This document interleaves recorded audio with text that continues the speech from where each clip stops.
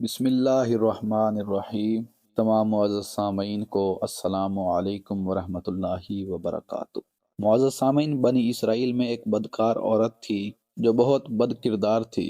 اللہ نے اس کو حسن و جمال خوب دیا تھا اور وہ بدکار بھی انتہا درجے کی تھی۔ پوری بستی کے ساتھ اس کے تعلقات تھے۔ وہ اتنی مالدار ہو گئی کہ اس نے اپنے لیے ایک بڑا محل بنا لیا تھا اور ایک تخت بنوایا، اور وہ بن سور کر ملکہ کی طرح تخت پر بیٹھتی تھی، اور اس کے ساتھ غلط تعلق رکھنے والے لوگ اس کے آگے پیچھے رہتے تھے۔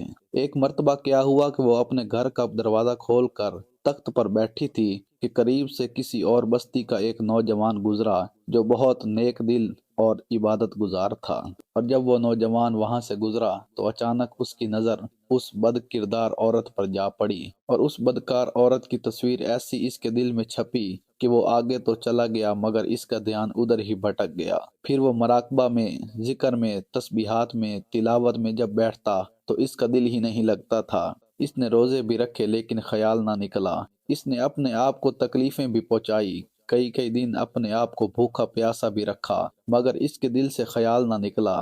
حتیٰ کہ ایک دن اس نے سوچا کہ جب اس خیال سے میری جان چھوٹتی ہی نہیں تو میں جاتا ہوں۔ چنانچہ اس کے پاس جو تھوڑا بہت سامان تھا وہ اس نے بیچا اور اتنے پیسے تیار کیے جتنے وہ بد کردار عورت اپنے پاس آنے کے لیتی تھی۔ وہ اس بدکار عورت کے پاس آیا اور اس کو پیسے دے کر اس کے پاس چارپائی پر بیٹھ گیا، بات چیت کرنے لگا۔ اچانک بات چیت کے دوران اس کے دل میں خیال آیا کہ میں نے نیکوکاری کے اتنے سال گزارے ہیں، آج میرا اللہ مجھے اس بدکار عورت کے ساتھ بیٹھے ہوئے بھی دیکھ رہا ہوگا۔ بس یہ خیال دل میں آیا اور نوجوان نے کانپنا شروع کر دیا۔ عورت اس سے پوچھتی ہے، تم کانپ کیوں رہے ہو؟ تمہارا چہرہ کیوں پیلا ہو گیا ہے؟ اس نے کہا، بس میری طبیعت ٹھیک نہیں۔ اس نے کہا، پھر تم جس مقصد کے لیے آئے ہو وہ مقصد پورا کرو اور جاؤ۔ اس نے کہا، نہیں۔ وہ بڑی حیران ہوئی کہ آج تک میں نے اپنی زندگی میں کوئی ایسا مرد نہیں دیکھا جو میرے قریب اس طرح چارپائی پر آ کر بیٹھے اور پھر برائی کیے بغیر چلا جائے۔ یہ نوجوان کیسا ہے؟ مگر نوجوان نے کہا، اچھا میں جاتا ہوں۔ اس نے کہا، تم کون ہو؟ کیا ہو؟ اس نے بتایا کہ میں اس نام کا بندہ ہوں، فلاں بستی کا ہوں، اور میرے دل میں یہ خیال آ رہا ہے کہ میں نے اتنی عمر مسلح پر بیٹھ کر گزار دی، آج میرا اللہ مجھے تیرے ساتھ بیٹھے ہوئے بھی تو دیکھ رہا ہے۔ اس کے بعد اس نوجوان کی آنکھوں میں سے آنسو آ گئے اور وہ چل پڑا۔ چنانچہ عورت کے دل میں خیال آیا کہ یہ کنوارا نوجوان اتنا اللہ سے ڈرتا ہے جبکہ اس نے گناہ بھی نہیں کیا، اور میں تو سارا دن اور ساری رات گناہوں میں گزار دیتی ہوں۔ میں تو خدا سے ڈرتی ہی نہیں۔ اس کے دل میں شرمندگی پیدا ہوئی، ندامت ہونے لگی۔ دل میں خیال آیا کہ اچھا چلتی ہوں اور حضرت موسیٰ علیہ السلام سے پوچھتی ہوں کیا میرے لیے بھی توبہ کی کوئی صورت بنتی ہے۔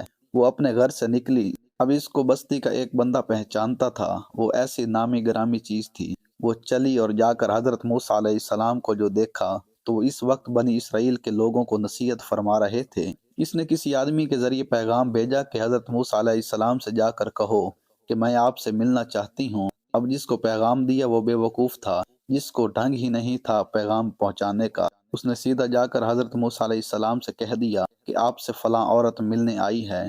حضرت موسیٰ علیہ السلام نے نام سنا تو آپ کو بہت جلال آیا کہ لوگ کیا سوچتے ہوں گے کہ ایسی عورت ان سے ملنے کے لیے آئی ہے۔ حضرت موسیٰ علیہ السلام نے کہہ دیا کہ اس سے کہو چلی جائے، میں اس سے نہیں ملنا چاہتا۔ اس بے وقوف نے آ کر کہا کہ میں نے بات کہی تو حضرت موسیٰ علیہ السلام بڑے ناراض ہوئے۔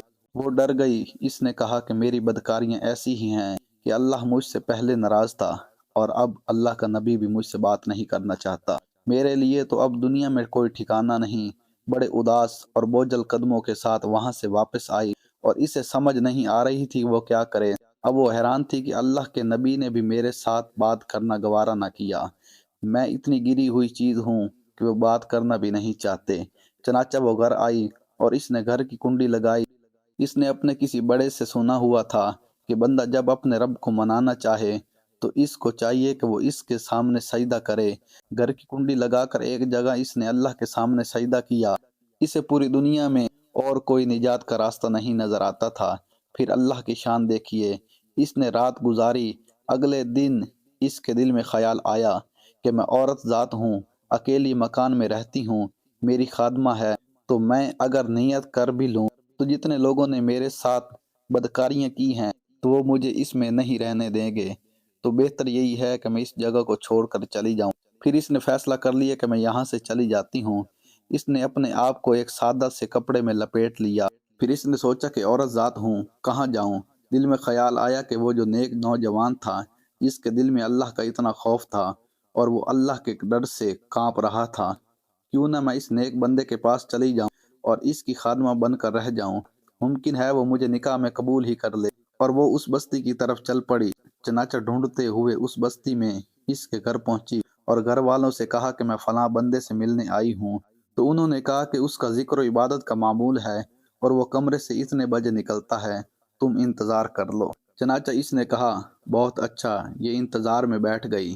جب انتظار کرنے بیٹھی ہوئی تھی تو اچانک اس نوجوان نے دروازہ کھولا اور اس کی نظر عورت پر پڑی۔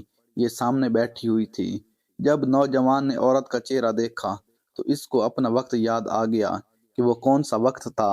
میں نے اپنے مسلح کو چھوڑ کر بالآخر اس کی چارپائی پر جا بیٹھا تھا، تو اس نوجوان کے دل پر خوف طاری ہو گیا اور کہیں یہ میرا ایمان خراب کرنے تو یہاں نہیں آ گئی۔ تو میں نے تو اتنی مشکل سے اس کا تصور ذہن سے نکالا تھا۔ تو نوجوان پر اتنا خوف طاری ہوا کہ وہ وہیں گرا اور اس کی جان چلی گئی۔ اب اس کی وفات پر گھر والے بھی رنجیدہ اور اس عورت کو بڑا ہی غم تھا۔ خیر 3 دن کے بعد اس عورت نے اس کے گھر والوں کو بتایا کہ میں تو اس نیت سے آئی تھی۔ تو انہوں نے کہا، اب تو وہ اس دنیا سے چلا گیا ہے۔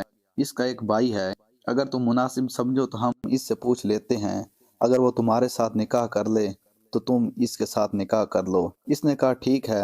جب اس لڑکے کے بھائی سے پتہ کیا تو اس نے کہا ٹھیک ہے، اگر پہلے یہ ایسی عورت رہی ہے اور اب توبہ کی نیت کر چکی ہے تو میں اس کو اپنے نکاح میں قبول کر لوں گا۔ چنانچہ اس عورت کا اس لڑکے کے بھائی کے ساتھ نکاح ہوا اور اس عورت کو اللہ تعالیٰ نے 7 بیٹے عطا فرمائے اور وہ 7 بیٹے بنی اسرائیل کے اولیاء میں سے گزرے۔